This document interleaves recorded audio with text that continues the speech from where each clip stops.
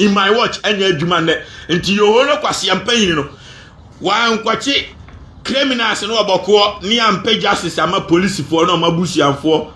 esuna mele Mahama mamuo ni yo no ni nyina yewie e wa ha me ka kire mo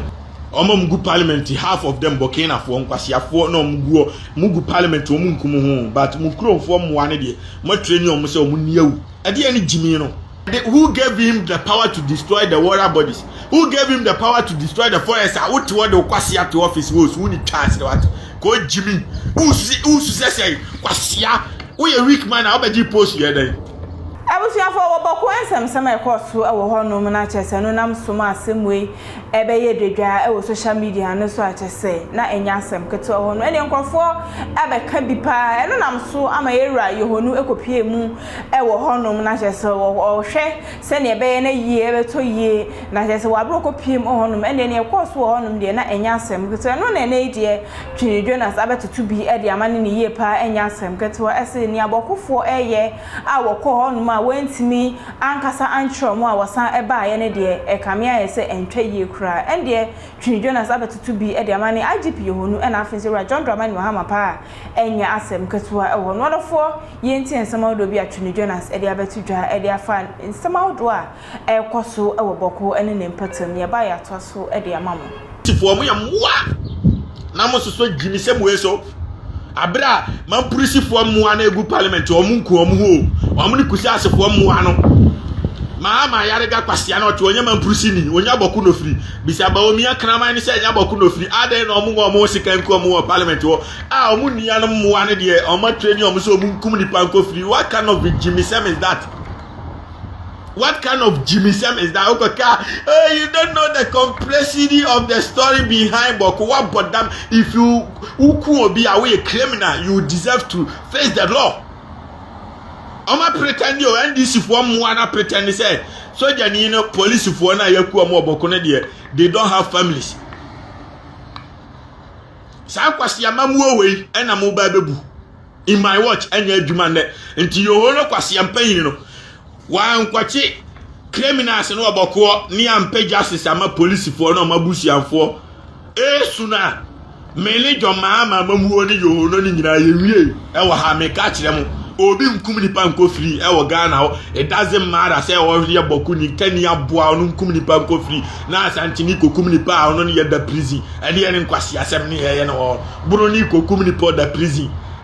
Cape Coast ni infanti ni kum ni po da prison na tani kwasi ampanite Bawku se ma kum ni panko free ni aso so say e ye normal muni chasre makuma ko NDC fo nyina mo ya moa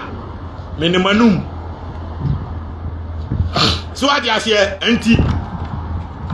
je omukwaso ma eye no ma say Bawku ni aboa no timi kum ni pa ko free many choice I say me betu Mahama ban no na mkoku Bawku fo ni nyina mo ye criminals no free na me gitu obi afro obi ansem na me ye no illegal okro nim say wa do fatu obi an o kodem forever na me de I'm planning for better na say say this year man purisifo di ohene a no omu hene ni wu a kosi asefo nso abedi kosi asefo nso di no omu hene ni wu a man purisifo abedi simple as ABC because omu ye yafunu ba akoma omu ye anuafo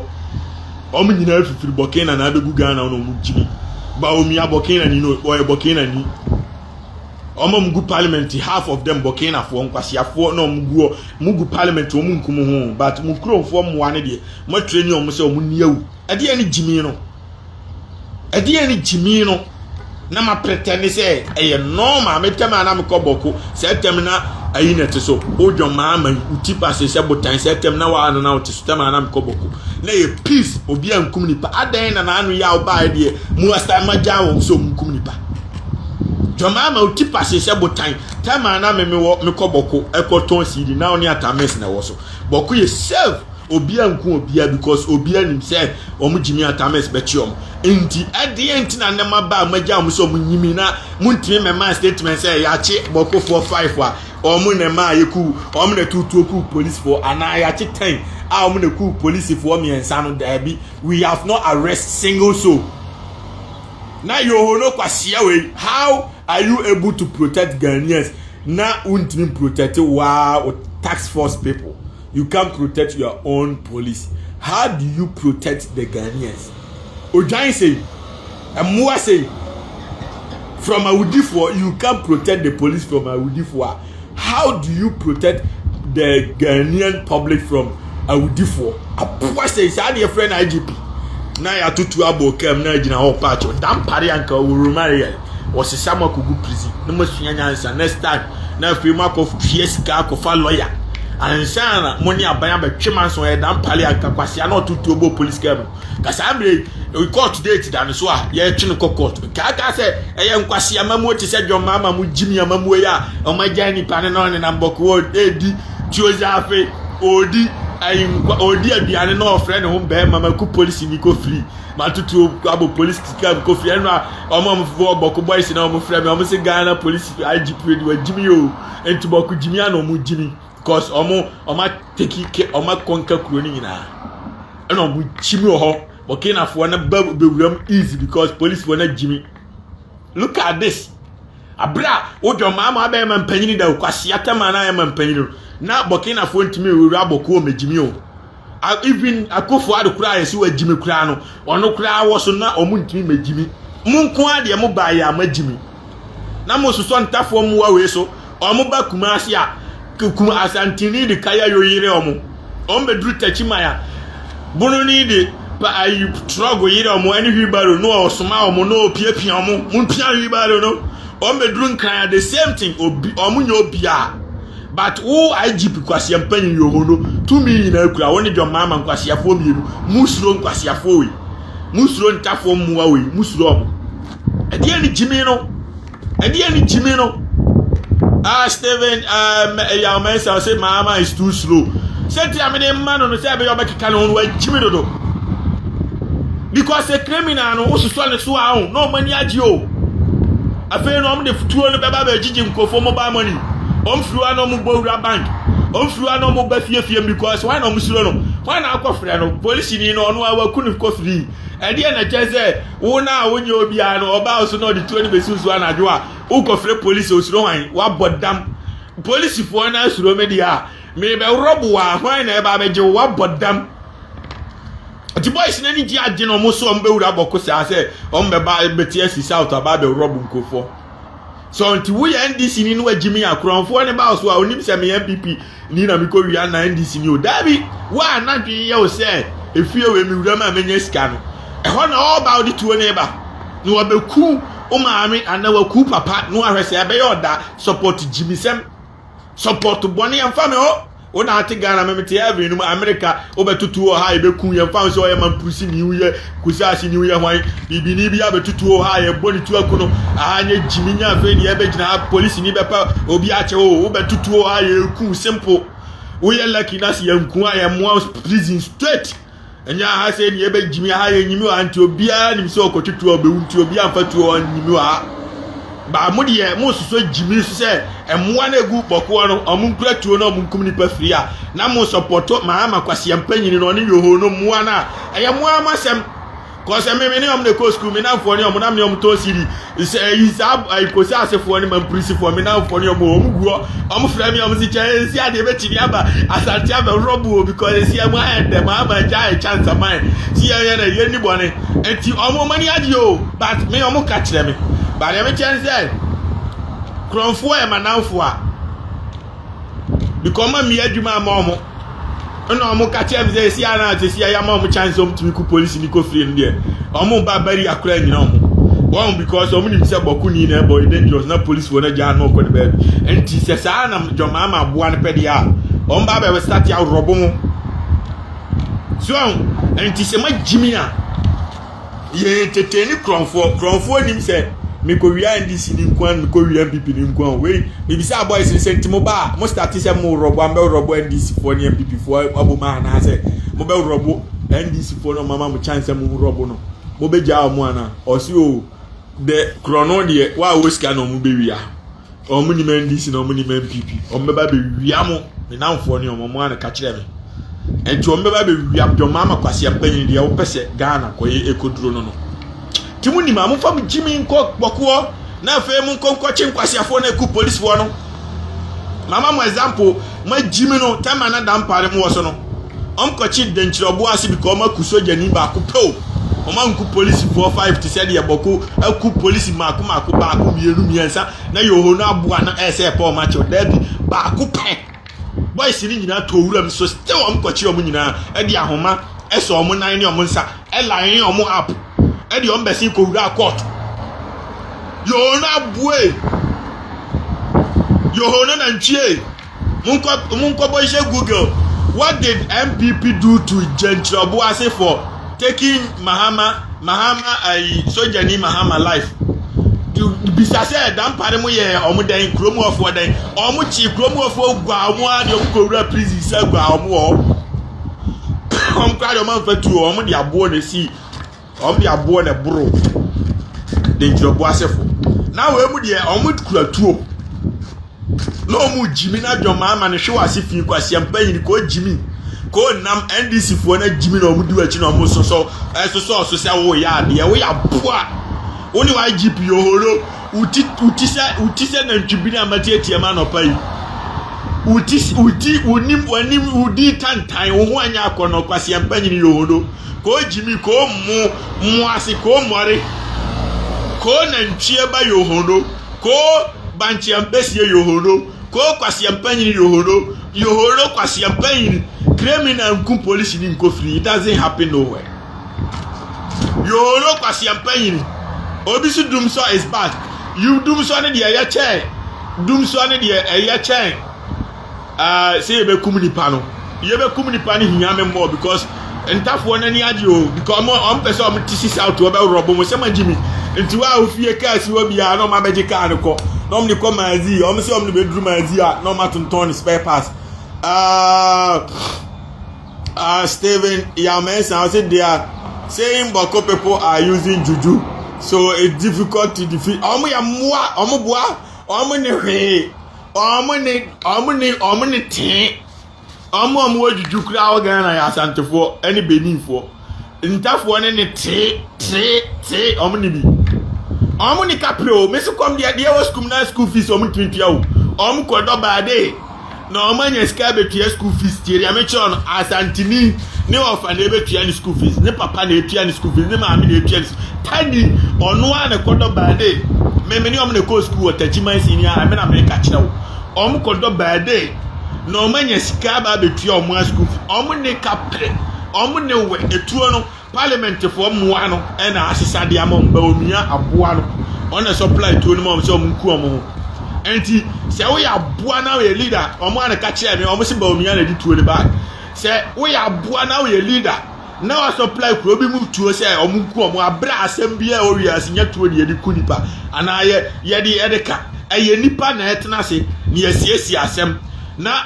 because nipa na group back where the same language na omo can the same omo ye nipa baako pe omo ya busuya baako enti wa ma omo to se omo ko omo o ya boa abra betima atena se oh ani esa na te dia ahini no obia nibi because kro na omo nyina agum no omo ni mosifo ma purisi dagate sisi alafo nyina agu Bawku obi o anya yi kwasiafo mienu omo kono kwa na gu o e group foforo gu obi mosifo hwa ifo nyina agu o etidi antini eja am say omu kum ni panko free ni pankwa is the most important thing on planet Earth oji ni pankwa na yohono aboa no kwahye ampanyi NDC fo mo ama pretend say ye normal enti yenya man slide yenya man nko da bi mo ye dan we need justice for the policemen mo be say mo nyina rom uniform so mo nye police ni yohono wa jimedodo. We need justice for the policemen. Unkoku police ni nko free. It doesn't happen nowhere. American can find kasa the police for na kum nipa 100 oga ayi Bawku. Kam omo da su kum kombe kuma akopem tama mampanyini ni bubefu no ama oda se yankwache criminals no. Kombe kum nipa sha. Ubeku police ni akọ free eye joke. Enti o mani ji aje no omso ombe robo mo. Ombe ban crime. Because Mahama e good nti omo nko robo no ombe robo Ghana for no. The tuo na ebetena kam no ma robo afrikuma ayi tamale abeduru ayi buna afu no ma tiesi kuma asi robo abesi nkran no ma robo afa Cape Coast anse no ma ba Bawku de be robo mo sema jimi enkwasiafo ntidwoma ama munima mu fam kwasia nkwachi nipa na otutu oku police wano na munya jimi no na afa kuromu afo hu se enya agro na mudi moa stupid people minister minister ba akwa betina TV susu say I want to me say nsuo kwasia ye we minister otu osu an den odwan untumi ne na munkwachi no ede na chese 2 mini kraw na otu osu se obi di boni a woni twa asre o ya boa police for na o metimi atam ni pan na ko wura court no omne na mo eren man fire kakra lance minister president lance and resource minister Emmanuel ama Kofi Ba odwan otu osu abra wo ye minister odwan obi adi boni a onam ho ye dan ya police ntimi kwachi no aden magimi sa kwasia obi adi boni obi di galamse asensu a me a Ghana for na ka chem ze NDC for crash start ye galamse entima kon makwachi untumi na mna kotum 20 years enka omo maka ne bejai enti when we give you the power we are expecting you to use the power to work and metna me complaint say Ghana ni power nkura no kwasia ko Jimmy we a land minister wetima issue arrest e dia ma obi a wa say nsase ni nsuo woto wa isu an dan ko Jimmy ko manantwie omo ayabu omu koko to atu na to osu because they don't have no power. So omni nipa boni for nbe dili, but you have the power. Oh, you minister, you are representing the mampanyin no. And to instruct the police am kwachi untumi. The authority odi onya ya odi ye den odi ko sensuo ne nsase no. Omna match provided who gave him the power to destroy the water bodies. Who gave him the power to destroy the forest? What to the kwasia to office was who need chance what? Go Jimmy. Who say kwasia? We a weak man, I'll be post here then. Kwasia a weak man, I'll be post here. And this for my Jimmy. Never pay me a combo Mahama no. Never pay me a combo Mahama no. They see a Bawku phone quick to make me a muska, make me $100 a momo. No matter check Mahama security phone in I don't want guano. Quick see almost your team police and team police, team Mahama police in India. Mama mama check your hono. And national baby na pay national skit for matching now omni Mahama to aguano ti ma Jimmy kwasiafo ya mama power use the power there be ma Jimmy nti mo wa fi stop people me yan ma ko executive meeting bi o baby bibini e apoado you have the power use the power go Jimmy ay asemo Arafo na insema hodo atwene Jonas ede abetudwa ede afa Bawku insema ye IGP honu ekopie mu ewo honum atwene Jonas abetutu bi ede amane no ene ekune kweti mu ensem eba ma menka fo tap send emfa emma so am no na so send this card abaga na efa mobile money bank account na so ZP ko app na so Play Store no ko download tap send bi sa promo code no Abalpa TV ede asho ne acho bonus ede akanwa yen so hwe Arafo message so fa comment eto ase so shana kata fa se no bi ansbet maka video bi me dey dey abna o so mo fa my crime you be sen share ebi Mr. Mankwa me wo fase wo sen ni ska bane ade awie ni project no eso de bia me wo fase ka mane wo problem enemre mu na monte tap send nka no so ne de tap send dey easy fast and secured way ubetimi send sika free amanone aba Ghana bank account and as a mobile money account untia transfer fee bia sa awo be ne say kire ne se won ko App Store na Play Store on download the tap send app no or download dia ebebu sanso promo code o ma de pet TV shem obenya €5 £5 and as $10 on his first transfer ene me kwa friend aka akire tabi minyanwie esanse tap send at the good news aba tap send the gina the customers wonti or the tap send wallet aba no be ne say so your customer wo UK sesia ubetimi akọ tap send app no no create wallet wo so enti se rate ne kosora now the sika kogu wallet no anase mpo ubetimi atosusu nkakra enti abre sema opeso send sika ba Ghana no anse wa send sika na ba Ghana anase oba o my Ghana mu what me use sika e wo wallet no tie ene set say use momo Ghana hairu sa pepepe se si tap send that trainer shim kopiem wo United Arab Emirates Netherlands and Austria tap send na papa no